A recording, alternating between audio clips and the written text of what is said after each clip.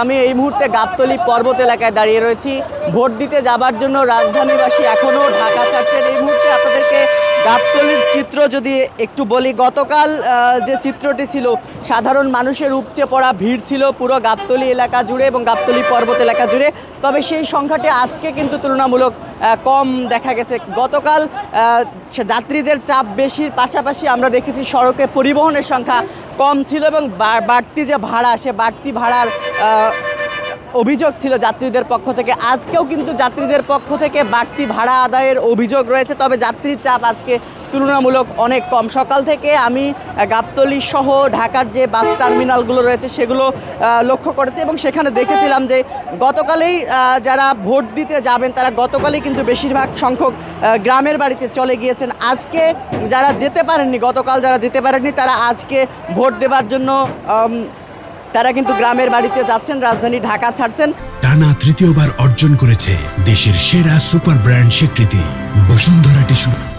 আমরা সকাল থেকে যেমনটি দেখেছিলাম গাবতলী, মহাখালী, সায়দাবাদ সহ কমলাপুর রেলওয়ে স্টেশনে আজকে সকাল থেকে কিন্তু যাত্রীর চাপ কিন্তু তুলনামূলক কম, সেটি গতকাল অনেক বেশি ছিল। তবে আজকে যাত্রীর চাপ কম থাকলেও পরিবহনের সংখ্যা বেশি থাকলেও ভাড়া কিন্তু বাড়তি নেওয়া হচ্ছে, কিছুটা বাড়তি ভাড়া নেওয়া হচ্ছে এমন অভিযোগ যাত্রীদের রয়েছে। আমরা কয়েকজন যাত্রীর সঙ্গে যদি একটু কথা বলে জানার চেষ্টা করি আজকের কি অবস্থা, এই মুহূর্তে গাবতলীর অবস্থা দেখতে পাচ্ছেন। এবং গতকাল আমরা আপনাদেরকে দেখিয়েছিলাম যে ঘন্টার পর ঘন্টা অপেক্ষা করার পরও কিন্তু অনেকে গাড়ি পাচ্ছিলেন না। একটু বলবেন আপনি কোথায় যাচ্ছেন? আমি যাচ্ছি নীলফামারী। নীলফামারী কি বাস পাচ্ছেন না নাকি?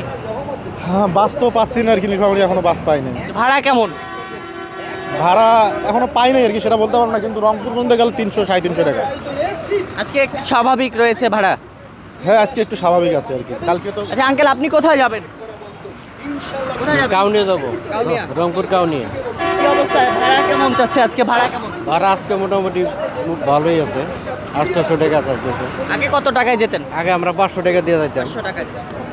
দর্শক, যেমনটি বলছিলাম যে এই যে সাধারণ মানুষ যারা বলছেন যে আগে যে ভাড়াটি 500 টাকায় দিয়ে যেতেন, আজকে সেটি 800 বা 1000 টাকার মতো দিতে হচ্ছে। এবং গতকাল আমরা দেখেছিলাম যে সেই ভাড়াটি 500 টাকার ভাড়া কোথাও কোথাও 1200 টাকা বা 1500 টাকার মতো নেওয়ার ঘটনা ঘটেছিল। তো এই ছিল এখন পর্যন্ত গাবতলীর পরিস্থিতি। আজকেও কিন্তু ভোট দেবার জন্য রাজধানী ঢাকা ছাড়ছেন সাধারণ মানুষ এবং এই সংখ্যাটি কিন্তু আজকে তুলনামূলক কম। গতকালের থেকে আজকের এই সংখ্যাটি তুলনামূলক কম। আজকে যাত্রী চাপ একেবারেই কম গাবতলী এলাকায় এবং কিছুটা যাত্রী চাপ থাকলেও ভাড়া সহনীয় পর্যায়ে রয়েছে বলে মনে হচ্ছে। তো এই ছিল গাবতলীর সর্বশেষ